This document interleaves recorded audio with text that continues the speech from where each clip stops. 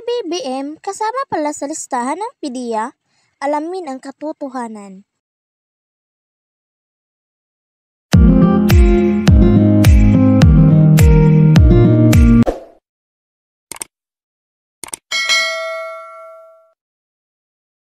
Ito na yun, sasabihin ko na, finally makakapagsalita na ako. Kaya nga sabi nung kaibigan ko kanila, finally makakapagsalita ka na. Siyempre, finally ho, kasi nung una talagang hindi ako makapagsalita. Binabanggit na ho sa akin ni Pangulong Duterte yan. Na di umano, ito si Marcos. Oy, di po ako nagsabi, Marcos, baka akong targetin mo dyan. Hindi ako nagsabi, si Pangulong Duterte. Binabanggit na po sa akin ni Pangulong Duterte yan. Nung panahon pa ng kampanya. Bangag yan, adik yan, hindi yan sapat at hindi yan tama na maging presidente. Ito'y 2021, nung nagsisimula na po kaming nagkikita, yan na po ang sinasabi sa akin. Meron akong mga hawak na ebidensya na magpapatunay na yan po ay bangag.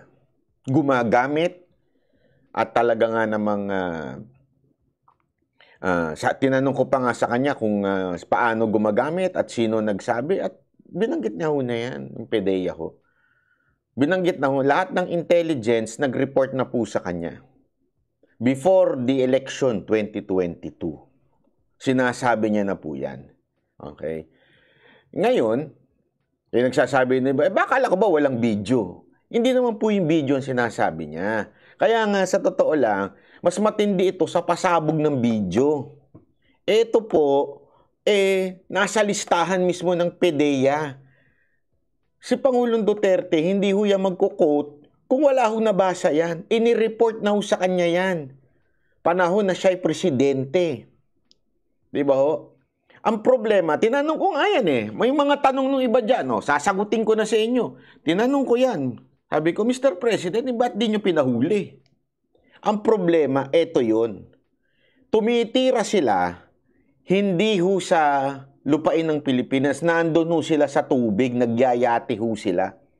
Remember, iba ang tumitira sa nagtutulak.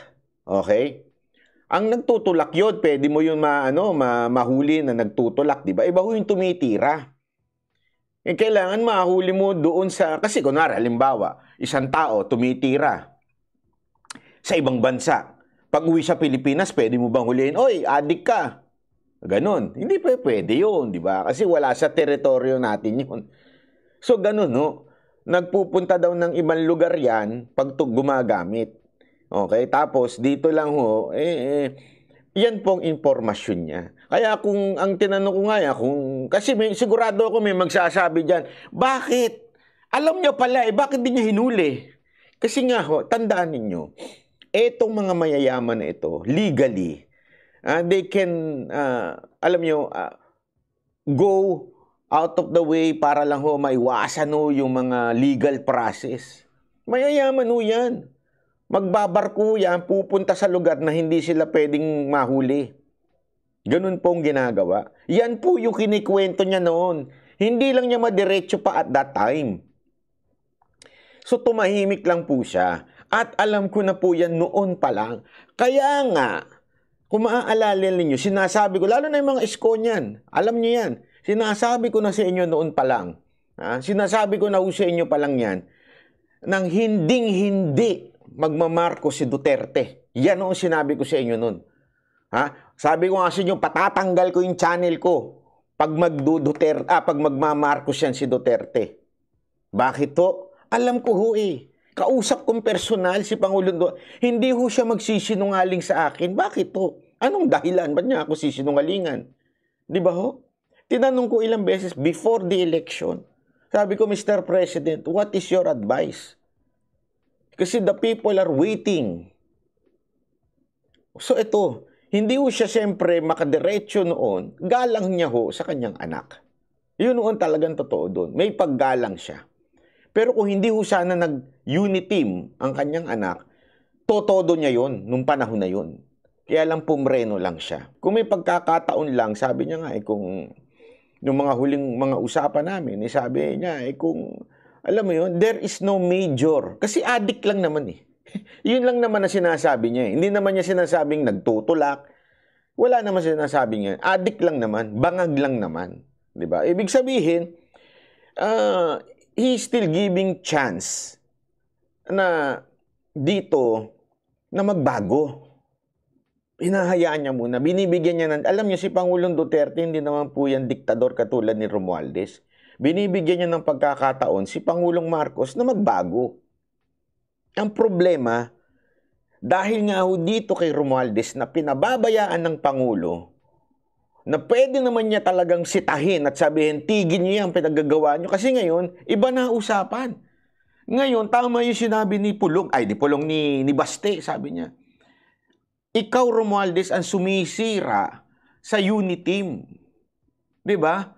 Ikaw ang gumugulo sa bayan natin. Ikaw, Romualdez, animal ka. Dagdag na lang po yung sinasabi ko na animal pero totoo, tama yung sinasabi niya. Ikaw, Romualdez, ang nanggugulo sa bayan natin. Ngayon nga lantaran na. Bastusan na ho sila ng Senado. Literal na bastusan na po sila ng Senado. So, wala na hong patutunguhan ho ito. Alam nyo, nung huling Banateros meeting with PRRD, sa totoo lang, sabi niya sa amin, ito, sinabi niya sa amin to, sa tamang panahon, sasabihin ko ito. Ito yung words niya, sabi niya, sa tamang panahon, sasabihin ko ito. Ano to? Meron tayong presidenteng nasa listahan ng PDEA bilang number 1. Hindi ho number 2, number 3. Number 1 sa listahan ng PDEA. Yan ang sinabi ni PRRD. At hanggang ngayon, bangag. Alam mo, no, sinabi sa amin yun, laglag kami sa upuan. Kasi sabi ko, Mr. President, once you say that to the people, mayayanig ang buong bansa. Talagang mayayanig. Sabi ko pa nga kailan niyo plano sabihin yan? Hindi, kasi siyempre, nakikimarites. Hindi ko naman sinabi, ayokong buyuin, hindi ako nang bubuyo na, ay, sabihin mo na yan. Hindi. Alam niyo kung bakit? Hindi yun ganun si Presidente. Hindi ho yun siya yung tipo ng tao na nabubuyo. Okay? Hindi ho yan ang personalidad niya. Okay? Kaya nga, tinatanong ko sa kanya, sasabihin niyo po ba yan, sir? Oo, kasi matagal niya na sinasabi sa akin to Before the election pa lang Sabi niya, sa tamang panahon. Kailan lang po yung meeting namin nun? Di ba? I think it was last week. Yung meeting na yun. Tapos, all along, magkakaroon ng rally. So, ako, sabi ko, kasi kanya-kanya ho ito. Ito ho, kanya-kanya hong bayad namin to. Ito yung aeroplano ko, hotel, kanya-kanya hong bayad ho ito. Ibig sabihin talagang ito po ay sariling effort namin, kaya ayoko pong pumunta sana dito. Honestly, ayoko pong pumunta. Hindi dahil sa ayoko suporta si PRRD, kaya lang medyo mahal, ilang kami, di ba? Hindi naman, ako kasama ko si Mocha, siyempre sagot ko si Mocha, ilang pang tauhan. At tapos itong si Coach Oli, tsaka si Boss Dada, galing din sa bulsa nila. So ayoko talagang pumunta.